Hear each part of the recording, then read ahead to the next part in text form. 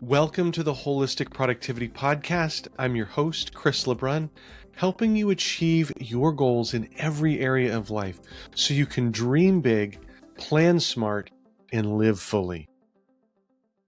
You are waiting for the finish line to celebrate, but the finish line doesn't build the habit. The daily showing up does, and it deserves to be recognized. Let me tell you something about the way most of us are wired when it comes to goals.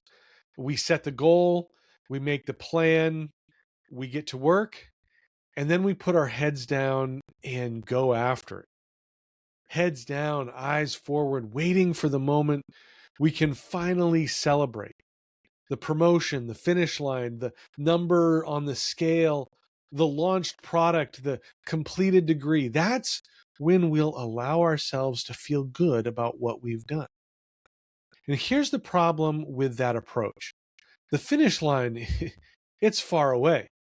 The daily work is right now.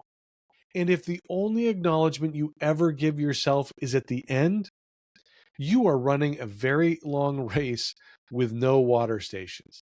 Eventually, you run out of fuel. Here's what I know to be true from working with coaching clients.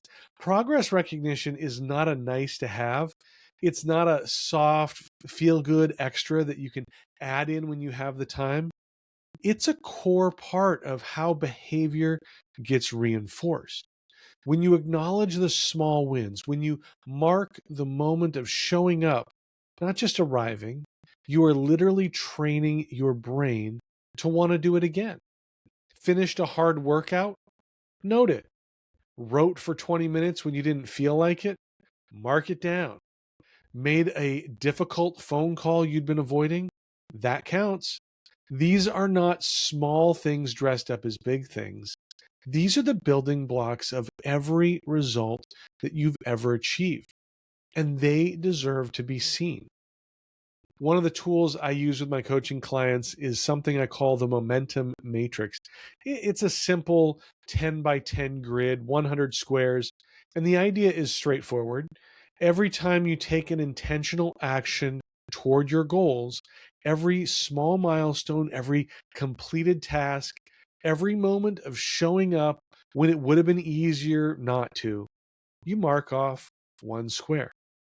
That's it, one square, one small acknowledgement that says, I did the thing. Now, individually, each square is modest. It's not a parade, it's not a party. It's just a mark on a grid that says this happened, and it counts. But here's what starts to occur when those squares fill up. You begin to see your effort accumulating in a way that is visible and real. You can look at that grid and see, I have shown up 30 times, 50 times, 73 times. And that visibility does something to you. It builds momentum in the most literal sense of the word. Each marked square makes the next one a little bit easier to earn. And then you fill the whole grid. 100 intentional actions, 100 moments of choosing the goal over the excuse. It's staring back at you in a 10 by 10 grid of evidence that you are someone who does what they say they're going to do. That moment, every single time, is huge. Not because of any one thing on the grid, but because of all 100 of them together. The grid makes the invisible visible. It takes the quiet, unglamorous work of daily progress and turns it into something you can actually see and feel proud of. And when the grid is full, well, you celebrate. Nothing extravagant, of course, maybe just something intentional, a treat, an experience, a moment of genuine acknowledgement that says, you know what? I earned this. Because you did. Here's the practice I want you to build this week. Find a way to mark your showing up, not just arriving. It doesn't have to be a grid. It could be a simple checklist, a jar of marbles you move from one side to the other, a note on your phone, a sticker on your calendar. The format is less important than the habit. What matters is that you create a system that makes your daily effort visible to you. Because here's the truth. The results you want are on the other side of 1,000 small actions you haven't taken yet. And the way you take them consistently over time without burning out is by learning to find meaning in the taking, not just the having taken. Show up, mark it, do it again. That's how the grid gets filled. That's how you reach the goal. So that idea, celebrating the process, it sounds great in theory, right? But here's where a lot of us get stuck. We know we should appreciate the journey. We've heard it. We believe it, sort of. And then we open Instagram or scroll LinkedIn and we see someone else doing the very thing that we've been working toward. And all of that goes right out the window. And I get it. I really do.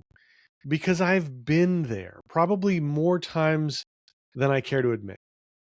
Now, here's something I haven't talked about it in a while, but it feels right for this conversation. The Wholistic Productivity Planner, my planner, the one that is at the core of everything I teach. Did you know I've been working on and developing the ideas behind that for 9 years? 9 years. And there are moments, real moments, where I think, what is taking so long? Why isn't this done yet? Why haven't I launched it yet? It can feel sometimes like I'm standing in the same spot that I was almost a decade ago. But here's the thing. I'm not standing in that same spot, not even close.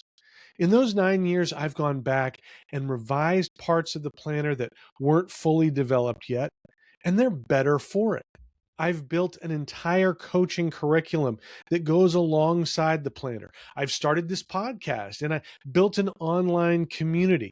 I've learned more about online marketing and digital business than I ever could have if I just rushed into the launch. Well, I would have learned it the hard way.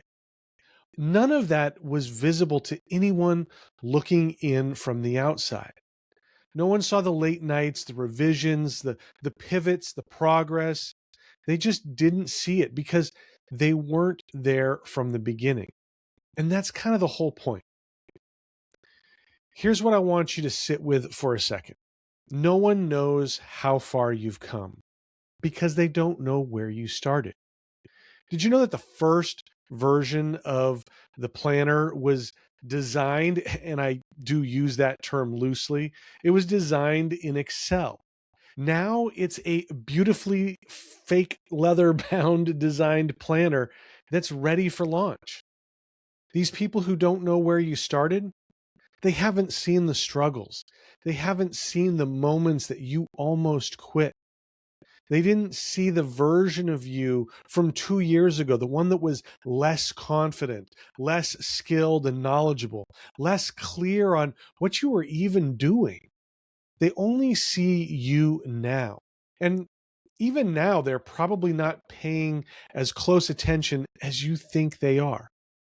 The progress you've made is real, even when it's invisible to the people around you. And this brings me to the comparison thing, because I know it comes up. You look at someone who seems to have it all figured out. They've got the audience, the income, the product, the life, the travel, the whatever. And something inside you stings just a little bit. But ask yourself this: do you know where they started? Do you know how long it took them to get where they are today?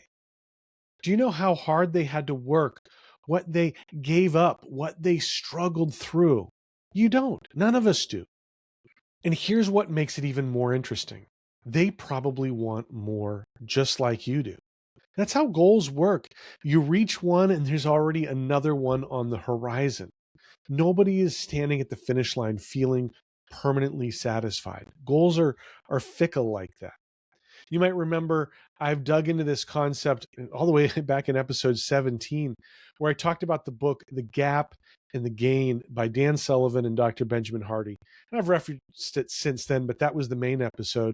In that episode, I go deeper on this idea of measuring yourself against where you started rather than against an ideal that keeps moving. If you haven't heard of it, definitely go back and listen and check out the book. I love it. It's fantastic.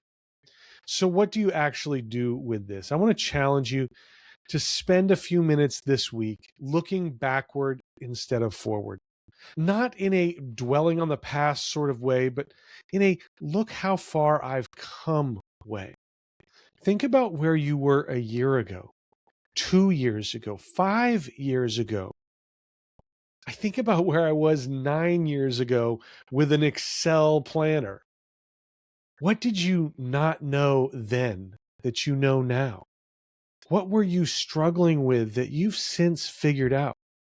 What have you built, even if it's not finished yet?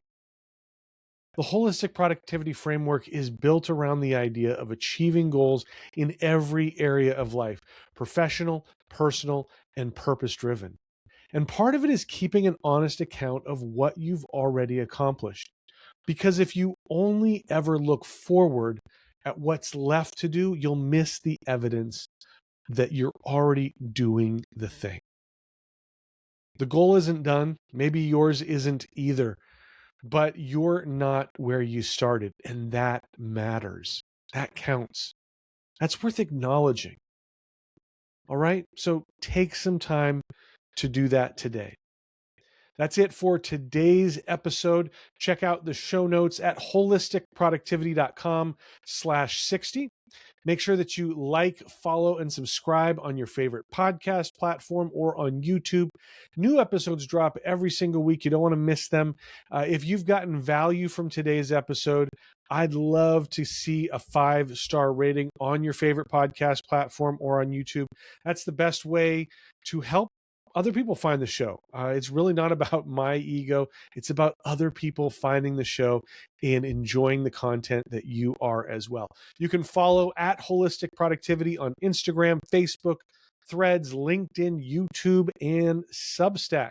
A lot of extra productivity tips and motivation throughout the week. Check that out. It doesn't have to just be this podcast. I want you to be focused on your goals throughout the week as well. And join the Holistic Productivity community. It's absolutely free. There's a link in the show notes. We've got great people from around the world, a lot of great resources in that community that you can't find anywhere else.